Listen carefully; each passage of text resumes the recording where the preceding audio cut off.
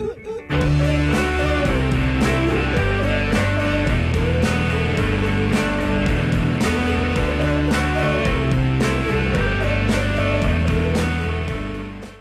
the interruption. I'm Sam Mulberry, joined by Annie Berglund. Annie. We have made it to almost the end of the course. Students just really have two things left, an exam and the exit interview. So our goal today is to just sort of talk a little bit about Unit 3, do some wrap up, prepare students to end the course well. In our last episode, we talked about the Enlightenment. Annie, there's lots of positives that we can draw from the Enlightenment, but there's also things that trouble us. So tell us a little bit, what troubles you about the Enlightenment as an era? Yeah, so a lot of the positives, I think, could be paired with a potential negative or drawback of the Enlightenment, or not even a drawback, but an area where there just wasn't a lot of development or growth. So, for example, a positive, one of the greatest positives of the Enlightenment, in my opinion, would be the developing of the notion of individual rights. That's aided by political philosophers like John Locke and his theories on democratic revolutions, on what we use government for, that governments have a social contract with their citizens that they uphold. And if they don't, then the citizens have a right to be able to make a new government. And like that's all really important, and a stepping stone getting us closer to some ideas like human rights. I mean, some of the Enlightenment ideas of like equality, fraternity, tolerance, liberty, like all of those you can see as stepping stones towards human rights. But the big drawback that we talk about in CWC is that these are individual rights, but not for everybody. And so the two groups that we see still suffering would be women and people of color, but specifically enslaved people from mainly from the New World and from Africa.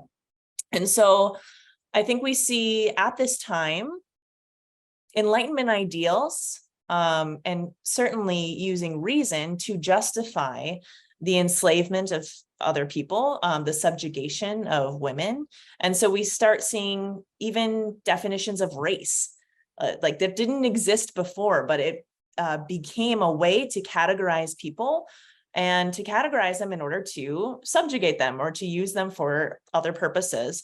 To say, oh, well, if you are of the white race in Europe, then that means you have more reason, more capabilities than other races. Therefore, it's okay for us to control you. To control not only your mind, but also your body. Like every aspect of you is under control of these folks that were said to have more reason because of the color of their skin or because of their status as a man in society. And so we see that we have some voices rising up against it. I think I'm going to talk about it a little bit more in the next segment. Declaration of the Rights of Women and the work of early feminists. We see the abolitionist movement, and they're trying to use that same Enlightenment philosophy in order to combat some of these ills from that time. So the Enlightenment, politics, economics, philosophy, that's all absolutely vital for laying the framework and the groundwork for human rights. But it's still a work in progress, and it's still hundreds of years out. And I would say even today, the notion of human rights is still something that needs to be further used in society. So yeah, there's still haves and have-nots. There's still a lot of people who are on the margins that face insurmountable issues and obstacles to fully access their individual rights. And that's the big issue with the Enlightenment. Okay, so earlier in its history, CWC used to spend a lot of time on the 19th and 20th centuries. That's not emphasized as much in the current general education curriculum, but we do close with a glance at that time period. Sam, what are you most happy that we brought back from the 19th or the 20th century? I love this question because when I think about when we taught this stuff in CWC, it actually goes back to the 20th century when I was a student. We used to have a whole lecture kind of on what I would say is like the intellectual revolution of the 19th century. We kind of referred to it as the Darwin, Marx, Freud, Nietzsche lecture.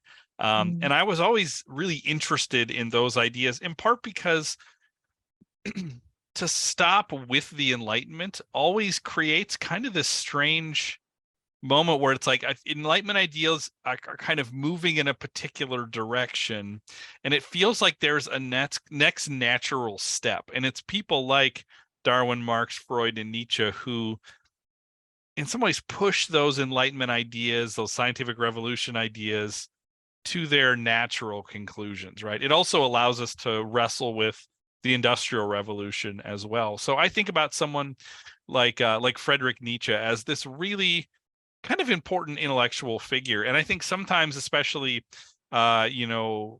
teaching a course like this in a Christian university, some students get kind of freaked out by Nietzsche, claiming God is dead.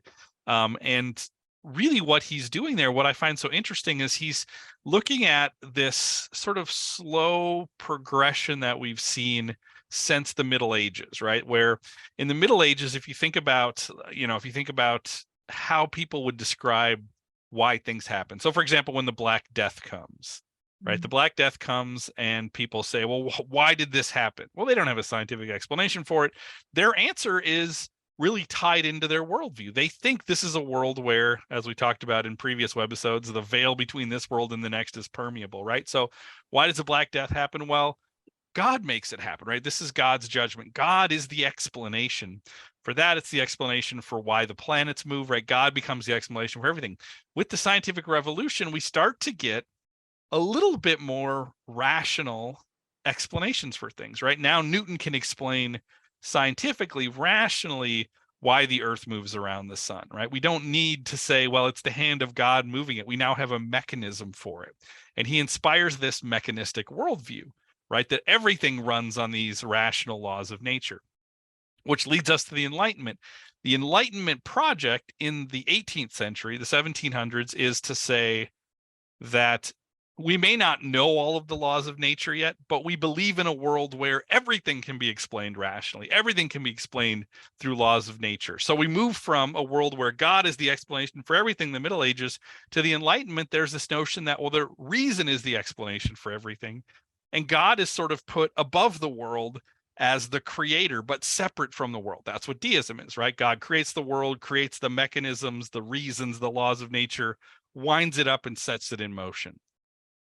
Now, if you stop there, you stop with deism, but there is a next logical step. The next logical step is to say, are we holding on to God as just a vestige of this old way of thinking in the Middle Ages? So what Nietzsche does is he says, well, maybe we don't need that explanation anymore. Maybe we're just holding on to it because we're afraid to let go of it, right? So what he does is he snips that line between, connecting God to this world. And so when he says God is dead, he's saying like, this was a notion that we used to need to explain things. Now we no longer need it. So what we need to do is to say we need to separate from those things. And so him writing this in the late 19th century is kind of trying to think about that next logical step. And I think that's a really interesting thing for Christians to wrestle with. The fact that there is this larger sort of cultural movement. And then, how as a person of faith do you live in a world that has moved so much in that direction? And I'll talk a little bit more about that in the next question you have for me of because I think that is one of the profound questions of the 20th and 21st centuries is wrestling with that. And Nietzsche even says in that writing that like he's sort of come too soon, right? He says God is dead and we have killed him, but you're not ready to hear that yet. And as you move into the 20th century, it seems like as a broader culture, there's more of an embrace of that. In the Enlightenment, somebody claiming to be an atheist is pretty rare. I mean, they may functionally be that, but it's pretty rare. By the time you get to the late 20th, 21st century, that is just culturally viewed as, one of the positions that people hold, so I find that movement very interesting because that connects us to the world that we're living in today. And I think those are some of the questions that, people of faith, from any religious tradition have to encounter and wrestle with, where in the Middle Ages, if you're a Christian or a Muslim, the sort of notion of God in the world is kind of widely accepted. Well, that becomes questioned a lot more going forward. And I think that's an important part to this story. I'm not saying like, oh, you should read Nietzsche and agree with him, but I think understanding where he fits in this broader cultural story is really important and really significant. So if we're thinking about things beyond CWC, Bethel's Gen Ed curriculum, right, is developmental. Like CWC becomes a prerequisite for other courses. So one of those courses is the U category, which is the world cultures category. Annie, you have taught U courses at Bethel. How do you see them building off of CWC? Why do you like teaching U courses? Yeah, so one of the reasons why U courses are required in the curriculum is that they're looking at sociocultural frameworks of regions or people groups, either historically or present day, that are outside of the scope of CWC, basically outside of the West, not strictly American or strictly European. And so I think that these courses are amazing because, like, most simplistically, most of the world population lives outside of what we would call the West. And like, to only touch on the West, you're not learning the whole story of humanity, right? Like there's so many and interweaving figures and ideas and technology that are both East and West and South. And it's so fun when you can take CWC and then take a U course about another region and be like, oh, this actually connects to what I learned in Unit 2 or in Unit 3. And like the printing press being developed in China. Wow, like I thought it was just in the West. I thought it was just Gutenberg's. It had been developed before that. So there's a lot of interesting connections that can be made between what we learn in CWC and what we learn in a U course. For example, I taught the history of China, Japan, and Korea, which is a U course. It's basically a survey history of the same period as CWC. So starting like 500s BC, going a little bit further into like 1900s AD. Except for this time, it's telling like a different story. It's telling the story of the East, particularly of East Asia. And so you do see some expansion with the West. You see some technology developed and being shared across East and West. And you also learn about great philosophical thinkers that are around the same time as people like Plato and Aristotle. So you have Confucius and Buddha. And I just think that U courses provide more richness to our cultural understanding, our cultural lens of the world. And so that's why I'm a huge proponent of U courses. So some other courses you can take that they've had at Bethel in the past where one's focusing on Islamic culture or Islamic philosophy, specifically medieval Islamic philosophy, which is something that we touch on slightly in CWC, but we don't really get to dive fully into it. And so going in with CWC, you'll have some of the groundwork. There's also classes on international relations in the political science field. We have Latin American Civ, we have history of Islam. So there's a ton of different options that you can do for your U course. Speaking of extra courses after CWC that kind of build on what we're learning here in units 1 through 3. Sam, why do you like teaching L courses and how do they build on what we've learned here? I love teaching L courses because in some ways, they really pick up CWC. So an L course is continuing to look at the West, but looking at more contemporary stuff. So 19th, 20th into the 21st century. So an example of an L course that I have co-taught with Chris Gertz at Bethel is a course on the First World War. And you could say, well, how is looking at this 5-year time period, how does that cover the 19th and 20th century? Well, in a course like that, you talk about the build up to it, you talk about kind of what plays out after it, and in some ways how World War I is a pivotal moment for helping to create the 20th century, not only in the West but also globally, because coming out of the First World War and then into the Second World War, you get the collapse of Western empires, right? You get decolonialization, and how much of the second half of the 20th century globally is a story about decolonization and the creation of new nations and new states in places like that, and people wrestling with a colonial past. So that's one example. What I love about L courses is that, and this ties back to what I was saying about Darwin, Marx, Freud, and particularly Nietzsche, is that they continue the kind of intellectual story. If there's a degree to which CWC is a history of ideas kind of course, and sort of it continues because if you think about the last museum that we had was the Museum of the Modern Age. Now, at one level, when you hear the word modern, you think, well, modern is whatever's happening now. But for historians and academics, modern means something different. We would say contemporary is what's happening now, but modern really speaks to the time period, from starting maybe with the scientific revolution, but definitely the Enlightenment, post-Enlightenment time period, as we move into the late 18th, 19th century, early 20th century, we think of that as the modern age, the age of the Industrial Revolution, the age of increased in science and technology, the continuation of some of those ideas growing out of the Enlightenment, like I was talking with Darwin, Marx, Freud, and Nietzsche. But it culminates in events like the First World War. So in our modern age museum, right, the last thing in that museum is a piece on the First World War, and how in some ways the First World War crushes the mental furniture, the ideals of the modern age. And a lot of the 20th century is wrestling with, well, what happens when modernity starts to fall apart? Those ideas, those assumptions like history is a story of progress. Well, World War I, was that progress, or is that like a showing how this industrial world we're moving into, this technological world we're moving into, actually can turn on us and destroy us, right?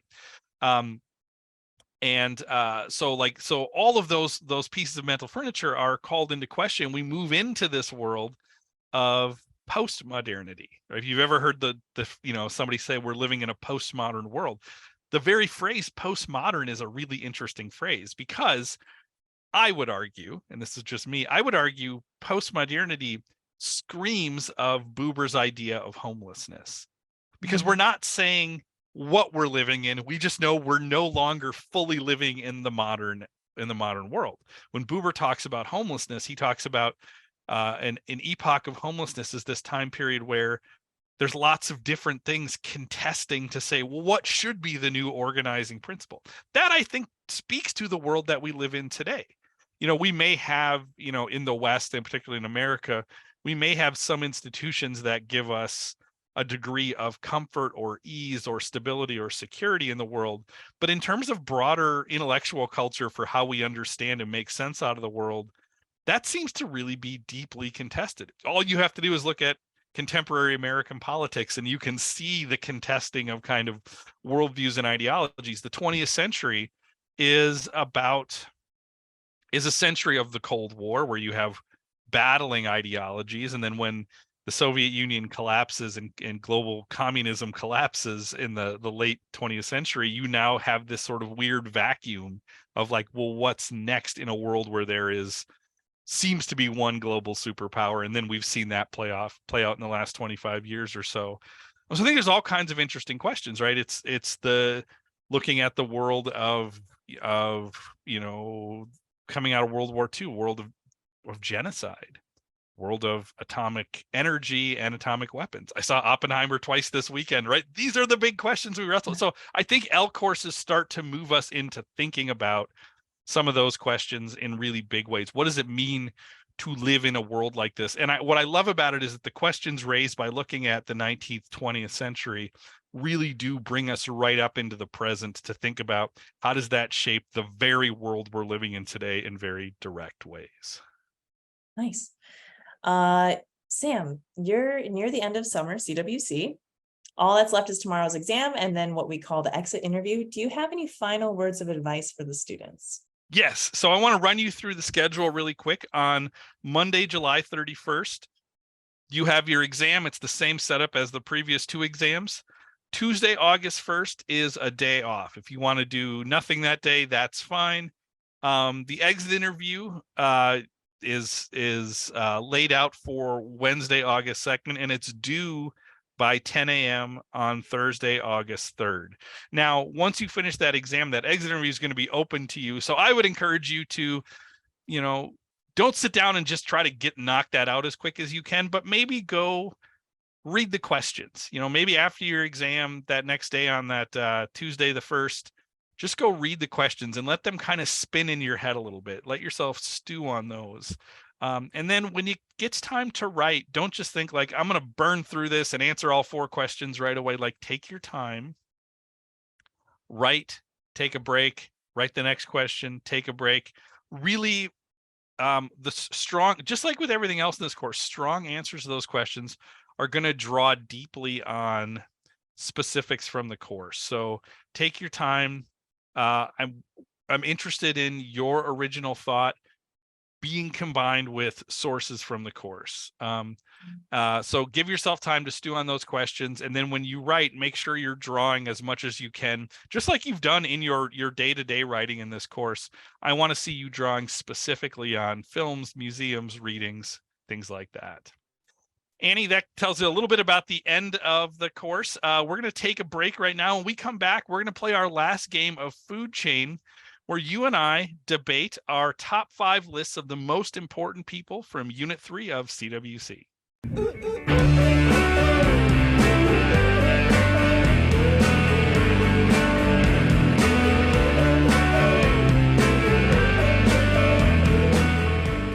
Welcome back. It's time for Food Chain. You and I have each made lists of our 5 most important people from Unit 3 of CWC. So Annie, why don't you kick us off? Who is number 5 on your list? This is so difficult. I think Unit 3 is honestly the hardest one. Just because I feel like these individuals are so much closer to my time period and also so much more impact me as an individual. But you mentioned that you saw Oppenheimer this week, and I haven't been able to see it yet. I really want to see it, but I did see Barbie. And so my number 5, I think, ties in really well with some of the themes in Barbie, no spoilers. But Wollstonecraft is my number 5. And she's a figure who complicates our sometimes rosy, sunny perspective of the environment, or of the Enlightenment. I chose her because we have a severe lack of female voices in the Western canon. It's not to say we don't try to incorporate who we can in CWC to get those voices, but there's just so few. And there's a reason why. And Wollstonecraft is showing us why that is. We have a lack of voices because women weren't allowed in public spaces. Women weren't given the same education as men. There aren't many public records of the thoughts of women. And so her voice is important, not only just because she's a woman, but also because she's showing us Enlightenment philosophy in order to critique Enlightenment philosophy.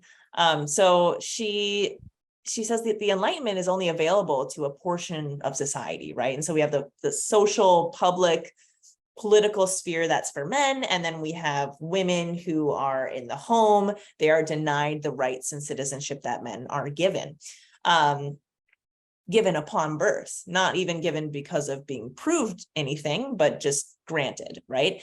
And so she criticized Enlightenment thinkers, saying, look, all people deserve to speak and think freely. All people deserve to be given rights, to be deemed citizens, and that includes women. If women were in rational fellowship with men, not only would that improve the lives of women, but it could also really improve the lives of men, that we're your equals, we're able to engage, we're able to have rational dialogue about important ideas. And in fact, there's many things that we might be able to provide unique and helpful insights to that men do not have. And so she uses the lens of education in order to talk about this in the reading that we have for this class. And it's a really persuasive argument that the Enlightenment's vision of equality, of justice, of liberty, that all of those things fall short. And we see that exemplified in the ways that women are still shackled, the ways that women are still on the outside of in. And so I have her as my number 5. Also, fun fact, this is unrelated, but her daughter, Mary Shelley, wrote Frankenstein. So if you want to reread that book ever or read it for the first time, it's a really good way to read it through the lens of a feminist, because I'm sure she was seeped in it as her mother was like the founder of feminism in the West. So I'm a really big fan of both her daughter and Wollstonecraft herself. All right, who's your number 5, Sam? So at number 5, I wanted to make sure I had an explicitly Christian figure in here. So I have John Wesley, because I'm always fascinated by how Wesley is living. I mean, his life stretches almost the entirety of the 18th century, of the 1700s. And he really speaks to the sort of paradox of this is an age of reason, the peak of the Enlightenment, but it's also an age of religious revival, right? We see the first Great Awakening in the American colonies and in England, and a lot of that is fueled by Methodism, right? And Wesley picks up those notions of pietism that we saw in Unit 3. This idea that religion is something that is it does exist in the mind, right? There are beliefs we assent to, but there's also more to it than that, right? That there is this sort of heartfelt component to religion, right? So when Wesley preaches sermons, he preaches them at people's hearts. He preaches not a conversion of the mind, but a conversion of the heart. And in some ways that goes all the way back to Augustine's Confessions, right? Augustine talks about he can assent to particular ideas, but what really needs to happen is a change in his whole person, a change in his will, a change in his heart.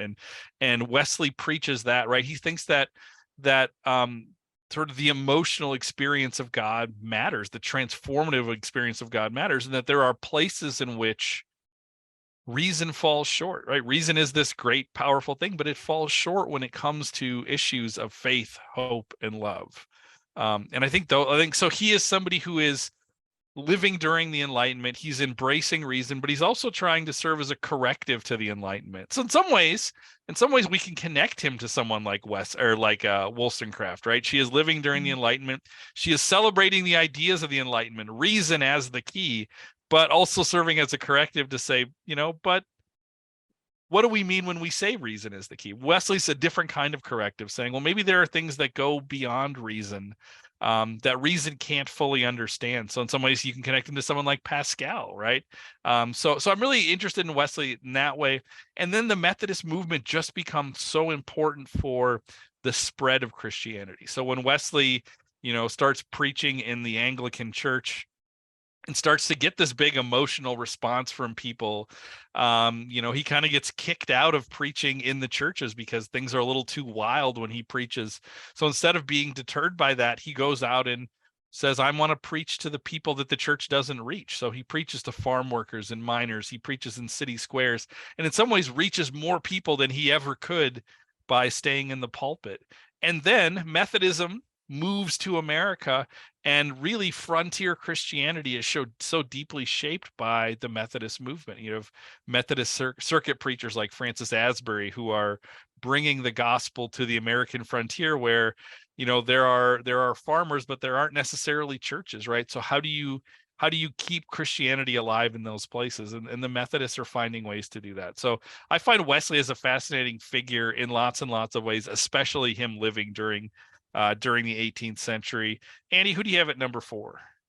Yeah, my number 4, again, I struggled. I wanted to put him higher up because I think that he's one of the most influential economists, clearly, and also just philosophers, political thinkers. And that is Karl Marx. And so Karl Marx contextually comes after the scientific revolution, after the Enlightenment, but he borrows heavily from and is influenced by thinkers of that time, even in the 1800s. So he's living in the context of the Industrial Revolution, and he's building off of work by Adam Smith, and saying, like, look, communism is scientific socialism. That's what he called it. And he said that capitalist economic systems and and laissez-faire economics, that he critiques both of them, saying that like actually it's not really that efficient and it's exploitative to laborers. And so I think that paired with Locke, who I also have in my list a little bit higher up than Marx, I think these two really define the way that we see ourselves, as we see our boundaries in the world, how we see other political systems.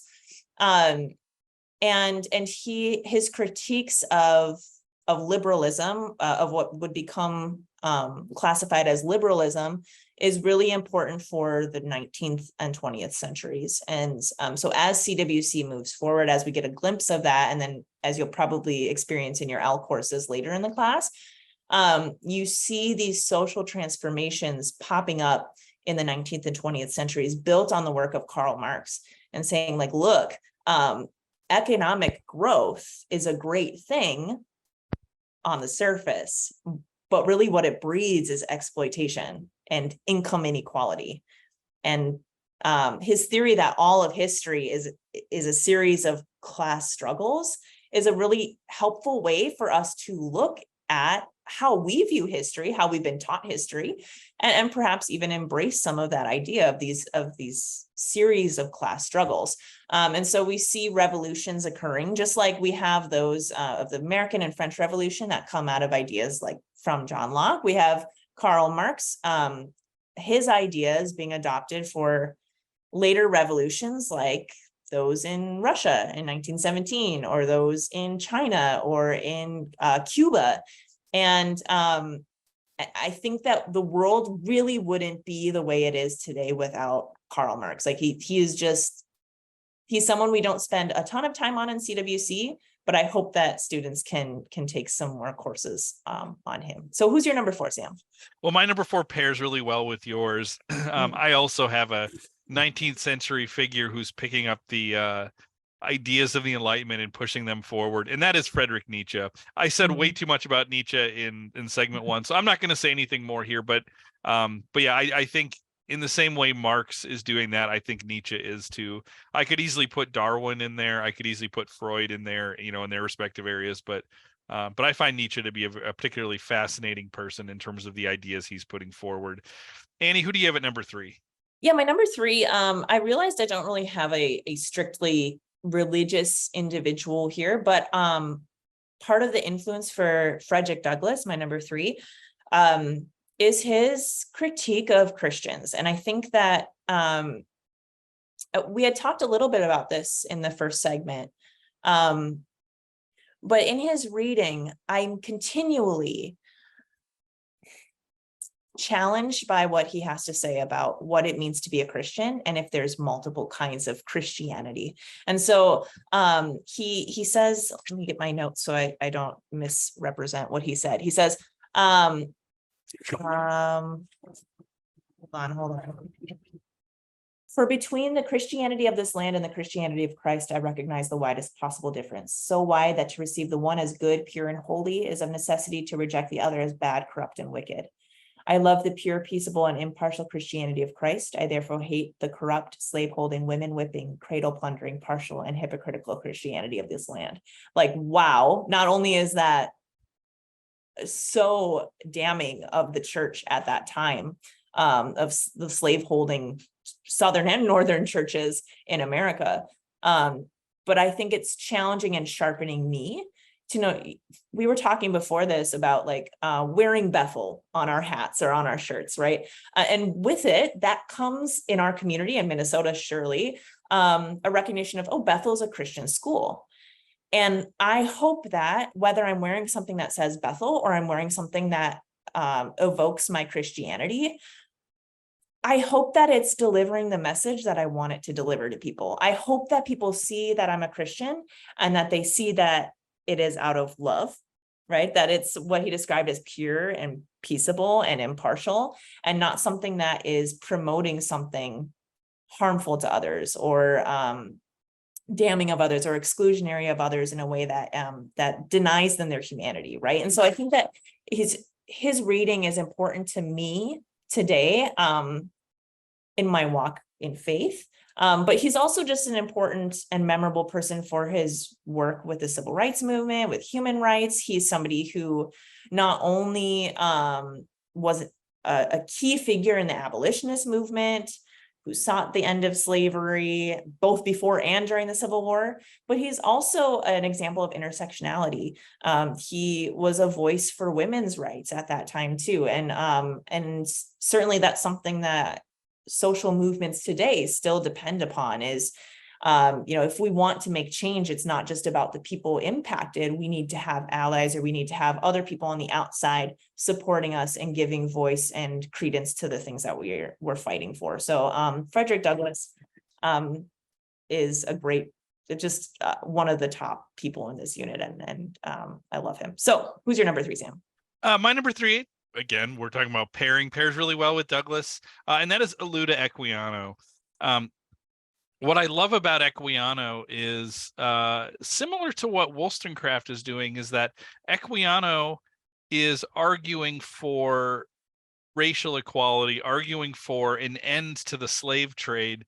And in doing it, he is both using the tools of the Enlightenment. So he is talking about sort of, the Enlightenment values reason and rationality, and that's where it centers the idea of what it means to be a human, is being a being of reason.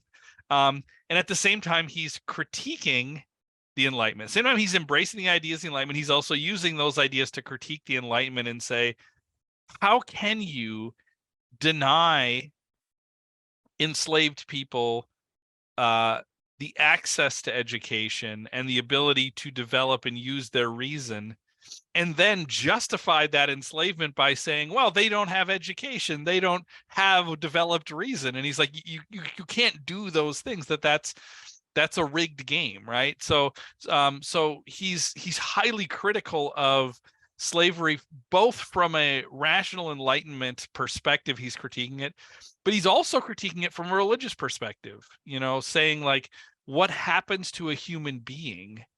How dehumanizing is slavery to both the person who's enslaved, but also to the slaveholder, and I think we can hear this idea echoed when we get all the way to Martin Luther King Jr., right? Talking about just laws are laws that raise up the humanity of somebody, or the human personality, he says, and that unjust laws are the ones that tear that down. And Equiano is kind of using that language, within a Christian context to think about those things. Now, Equiano is so important because he, lives in the condition of slavery, frees himself from the condition of slavery, gets an education, and then writes this work, right? He writes his autobiography, which becomes a bestseller in Britain, and becomes one of the major catalysts for the end of the slave trade in Britain, for legislation in Parliament to end the slave trade. So what he's doing is he is shedding light on the realities of the institution of slavery. In our reading, we have him talking about the Middle Passage, talking about what slavery is like, because so much of the British economy rests on slavery. And in the 18th century, there are plenty of people in Britain who are either actually ignorant of that fact, or are willfully ignorant of that fact, or choosing to ignore it, choosing to ignore that the wealth and comfort and security and stability that they live in rests on the backs of slavery. And he is shedding a bright light on it, saying, you cannot ignore this fact. And once the light is shed on that, and you see the realities of this, as a human being, you have to change. And that change actually happens in Britain. It takes a long time. I think not until the 1830s that we get the act that finally ends the slave trade. But Equiano and his writing play such a huge role in that. And in lots of ways, Frederick Douglass is the American Equiano. A lot of the things that Douglass does echo what Equiano was doing a century before in Britain. So I think he's such an important person for living in the Enlightenment and critiquing the Enlightenment and shedding light on these things. So I have to have him on my list at number 3. Annie, we've made it to the top 2. Who's your number 2? Well, I needed a scientist on my list, so I went with the scientist, the father of modern science. So I went with Newton as my number 2. In just how he shifts the entire world um, uh, in the way that we are able to view nature, the natural world, as something that we can understand, something that is consistent, has regularity, something that we can then harness, or we can at least predict what could happen. We can plan for the future with understanding the laws of nature, that these are universal principles. I know that we've already talked about Newton in the last one. So students, go back and listen to our last episode if you want a refresher. I won't go through it all again, but if I didn't have Newton on this list, that would be a problem. Like I think that he deserves top 3, not only in Unit 3, but I think just in CWC in general. He's an incredible human being and truly changed the world. So he's my number 2. Sam, who's your number 2? My number 2 is somebody who you've indicated is on your list who you haven't named yet, so I'm guessing he's your number 1, and that's John Locke. So I'm going to say a little bit about Locke and then hand it over to you, because I think the big idea that I think makes Locke so important is not just the sort of social contract idea or the natural rights idea. You know, he says that you know, governments are the power of government is derived from the consent of the governed, right? Which is such a difference from the Middle Ages. The Middle Ages, why is the king the king? Why is the government there? Well, the king is the king because God made him the king, right? And the purpose of government, we can see this in medieval writings, we can see this in Martin Luther on secular authority. The purpose of government in the Middle Ages is to keep order, right? To quash sin. And you know, if you were to ask someone like Luther or a medieval Christian, you know, what do you do if you have a bad government? The answer is you suffer, right? I mean, that's what the early Christians did under the Caesars in the Roman Empire before Constantine, right? If you have a bad government, there wasn't Christian rebellions, right? Christians suffered, they died, they gave witness with their death. That's what someone like Polycarp or Perpetua is doing. And Locke is turning that around and saying, well, actually, government doesn't come from God. Government's power comes from the consent of the governed, right? We choose to be part of this social contract. And the purpose of government isn't to keep order. The purpose of government is to protect rights. Now, all this stuff is important. The big idea for Locke is that he then says, so if you have a government which is a bad government, which isn't doing its job, which isn't protecting the natural rights of the people, Locke says, people have a right, a rational justification for political revolution. That never existed before. And all of a sudden it does. He says, if the government's not doing its job, tear it down and start a new one. Rebuild it so it does its job better. This is literally a revolutionary idea. This is what it means to say an idea is revolutionary. And the whole point is that the government's not sacred. So I think about America, and I realize I'm talking way more about Locke than I intended to. When I think about America, our social contract is the Constitution, right? That's the social contract for American government.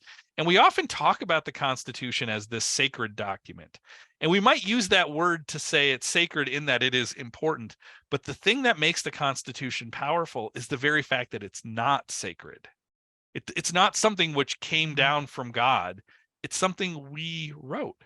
So therefore, it's something we can change. If it's not fulfilling its duty of providing for the natural rights of people, then we should change it. And in fact, we have. I mean, every amendment to the Constitution is a kind of revolution.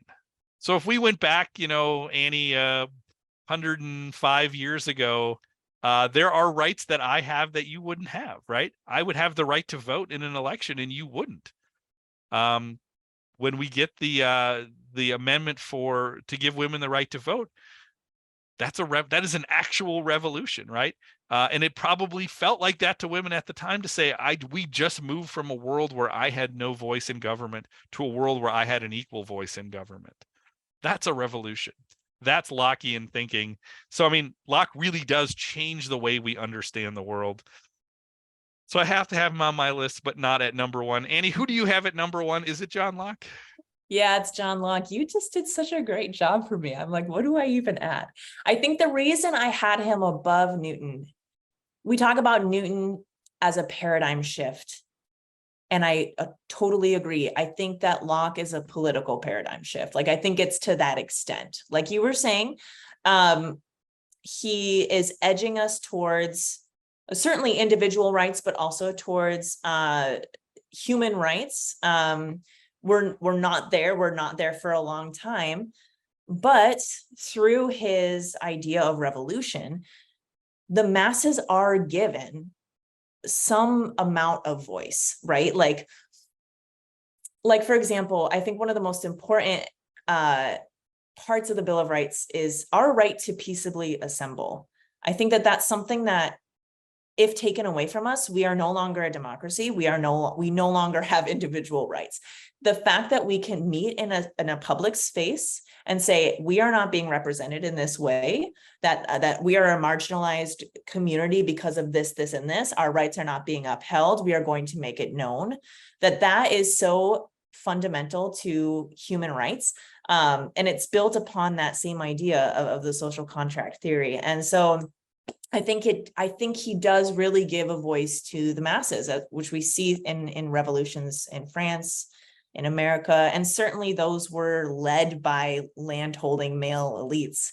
But as we get further into these democracies, further into these liberal societies, we start to see this showing itself in those communities that during the Enlightenment, like you said, Sam, we're not given citizenship, we're not given individual rights, right? Like we see it expanding and becoming more and more perfect as it includes more and more people from diverse backgrounds. So yeah, he's hugely important. I think it's also important for this class because he connects to so many different people in our list from Unit 3. We see, and even previous units, we could connect him to somebody like Martin Luther and his views on the peasants' revolt, and saying, like, look, this is actually a huge shift from medieval ideology about governance, right? This is a more modern view of governance with Locke, because previously we have someone like Luther saying, okay, princes, actually,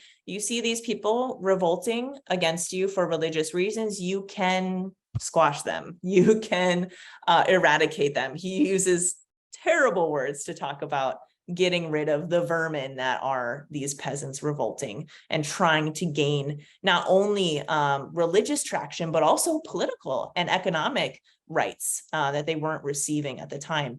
And so we see now somebody like Locke, centuries later, developing this idea and saying, yeah, actually, that is something that is a God-given natural right for us.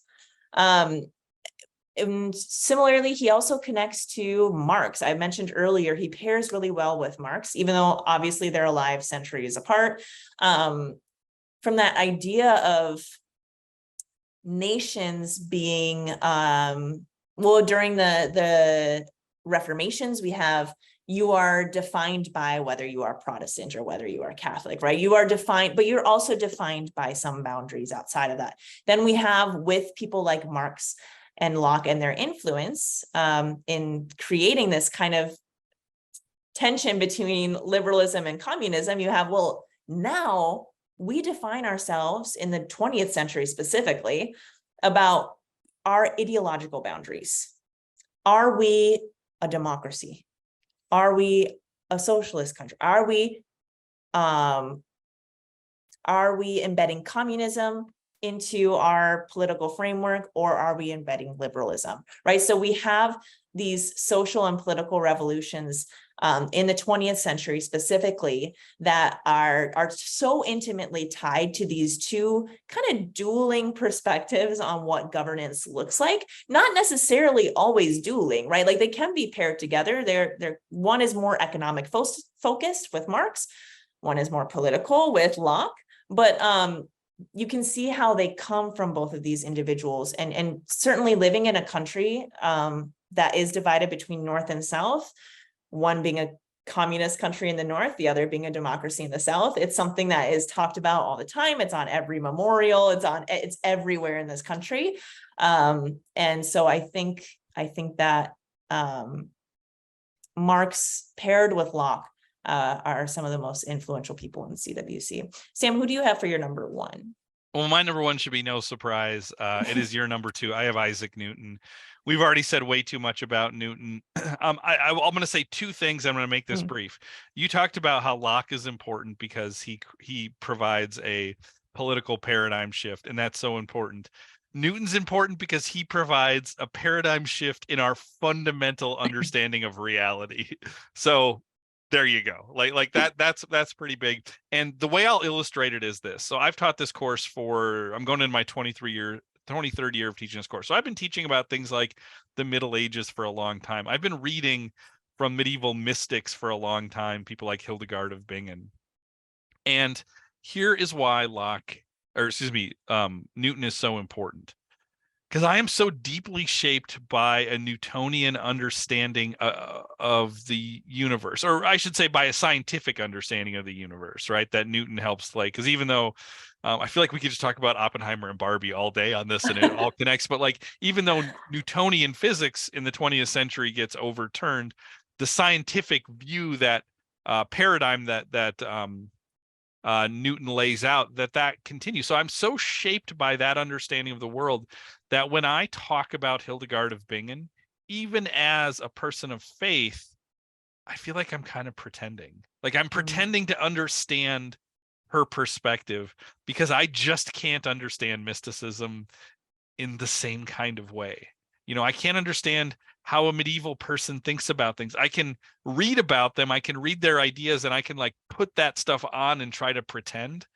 But there's a part of me that's always pretending, right? Because I actually view the world through a pretty scientific lens. When something happens, if I were to go home tonight and my wife were to explain how she had this vision like Hildegard, my first response would not be, well, clearly God is speaking to you. I would go through all of these different explanations, did you eat something weird? Like, were you drugged in some way? Do you have something happening that's making your brain fire in weird way? Like, it would take me a long time before I finally was like, well, maybe it's a miracle, right? I don't jump to that.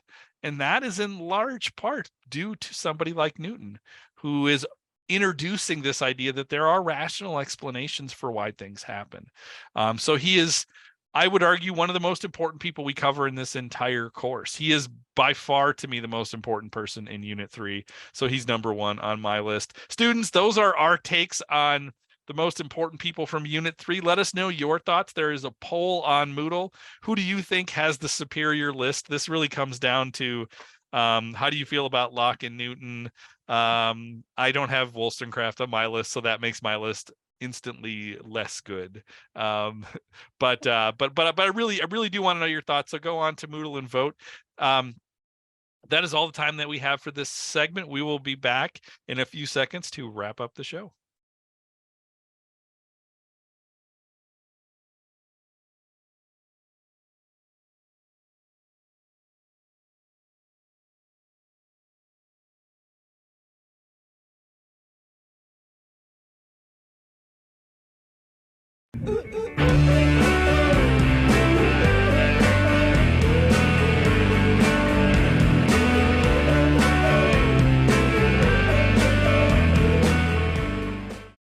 We're back. It's happy time. Happy birthday to Jim Davis, the American cartoonist and creator of Garfield, turns 78 today. As a child of the 1980s, Garfield was pretty ubiquitous during my formative years. Annie, does Garfield mean anything to you as a child of the 90s, early 2000s? And does he mean anything to students today?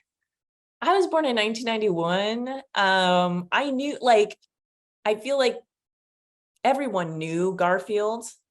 I don't know that I ever read the comic strips. Like, comic strips were kind of like what my grandma called the funnies, and would always read it and then talk to me about, or try to read with me, and I didn't really get it. So I guess maybe wasn't the most groundbreaking thing in my childhood. I think the Garfield movie, which was probably really bad, came out like when I was 12 or 13. So then I kind of like grew out of that because I think that was geared towards like really little kids. So yeah, I don't know. I don't know how I own an orange cat.